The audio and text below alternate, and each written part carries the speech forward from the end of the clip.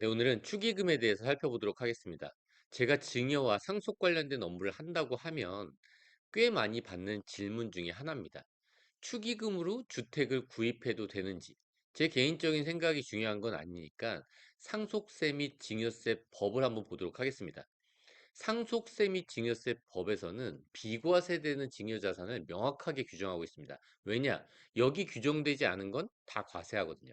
이 45조의 5를 따라가 보면 대통령령으로 정하는 것들은 비과세를 해준대요. 그 대표적인 게 학자금, 축하금이 있다는 거죠. 여기에는 혼수용품도 있습니다.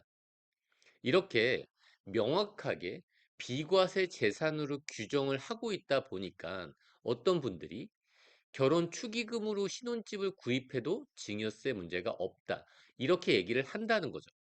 이런 얘기들이 국세청 입장에서는 좀 거슬렸겠죠. 그래서 이런 자료를 만들었습니다. 이건 제가 만든 자료는 아니고 국세청에서 만든 자료입니다.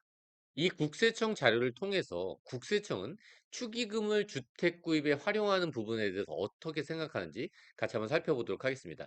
축의금은 무상으로 받은 금전이지만 통상적인 수준으로 받은 축의금에 대해서는 증여세가 과세되지 않습니다. 또한 결혼할 때 부모가 결혼 당사자에게 구입해주는 일상적인 혼수용품에 대해서는 증여세가 과세되지 않습니다. 하지만 통상적인 수준이 아닌 축의금, 사치용품, 주택, 자동차 등은 과세가 되는 재산이랍니다.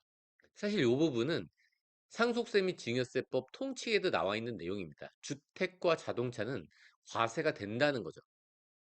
한편 축의금으로 재산을 구입할 때는 신중해야 합니다. 누구에게 귀속된 축의금으로 재산을 구입하였는지에 따라서 증여세가 과세될 수 있기 때문입니다. 국세청에서 소개한 판례도 한번 보도록 하겠습니다. 결혼 당사자와 친분 관계가 있어서 결혼 당사자한테 직접 건네진 거로 볼 수 있는 그 부분만 결혼 당사자한테 귀속된다는 거고, 나머지는 혼주인 부모님에게 귀속된다는 거죠.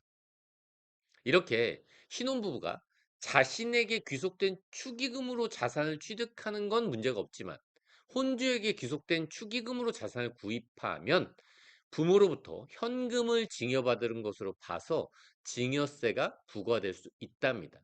이 내용은 제가 적은 게 아닙니다. 이렇게 국세청에서 얘기하고 있는 겁니다. 물론 5천만 원 정도는 줘도 되겠죠. 왜냐? 5천만 원까지는 비과세니까요. 근데 최근에 세법 개정안이 기재위에서 통과된 내용이 있습니다. 혼인을 하면 1억까지는 공제를 추가로 해주겠답니다. 혼인 전후 2년 동안. 그리고 출산도 들어왔습니다. 출산을 하면 그로부터 2년간, 이때 동안은 1억을 추가로 받을 수 있다는 거죠. 물론 혼인과 출산 각각 1억은 아니고요. 합쳐서 1억입니다. 2024년 1월 1일 증여받는 분부터 적용된다고 합니다. 다시 축의금 돌아오겠습니다. 신혼부부가 축의금으로 주택을 구입해도 세무상 문제가 없을지. 이거는 국세청 자료에 있는 내용입니다. 축하금과 혼수용품이 비과세되는 증여재산으로 열거되어 있지만 혼수용품은 사치품 안 되고요. 주택이나 차량은 이런 혼수용품에 축하금에 포함되지는 않는다는 거죠. 그러면서 관련된 예규도 포함시켰습니다. 청구인에게 귀속되는 금액으로 확인되지 않으면 결혼 축의금을 내 거라고 볼 수 없다는 거예요. 그리고 판례에 따르면 결혼할 때 그 결혼 당사자한테 직접 건네진 거라고 볼 수 있는 그 부분을 제외한 나머지는 다 혼주인 부모님한테 귀속된다고 보는 게 맞다는 거죠. 그럼 여기서 중요한 거, 나한테 귀속된 게 어떤 걸까요? 그걸 어떻게 국세청은 확인할 수 있을까요? 국세청 자료에 적혀져 있는 내용입니다. 만약에 축의금으로 자산을 취득할 계획이 있다면 방명록을 잘 보관해 놓는 것이 좋다고 합니다. 국세청에서. 그럼 방명록에 내 이름을 다 적어 놓으면 괜찮을까요? 국세청 자료에는 여기밖에 없지만 아마 이것까지 괜찮다고 하진 않을 겁니다.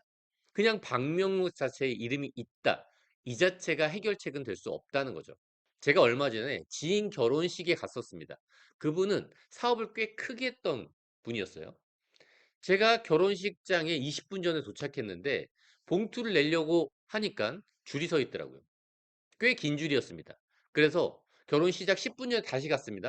그런데 줄이 더 길어졌습니다. 아마 제가 생각할 땐 그분은 축의금으로 충분히 주택을 구입할 수 있었을 겁니다. 물론 강남주택까지는 안 되겠지만 어쨌든 주택 구입 가능한 자금이 분명히 들어왔을 거예요. 그런 분들이 방명록을 만들어 온다면 아마 별로 문제 삼지 않겠지만 연봉 3천인데 축의금이 3억이다. 과연 이거를 세무조사관 입장에서 방명록이 있으니까 인정해 줘야겠다. 이렇게 생각하지는 않을 수 있다는 거죠. 왜냐하면 그들도 우리랑 똑같은 그런 평범한 사람들이거든요. 나는 4천 받는데 나는 축의금으로 2천도 못 받았는데 이 사람은 3억을 5억을 받았네. 이게 과연 그 사람한테 귀속된 걸로 볼 수 있을지 이 부분을 잘 고민해 봐야 될 것 같습니다. 네, 오늘 여기까지 하도록 하겠습니다. 끝까지 들어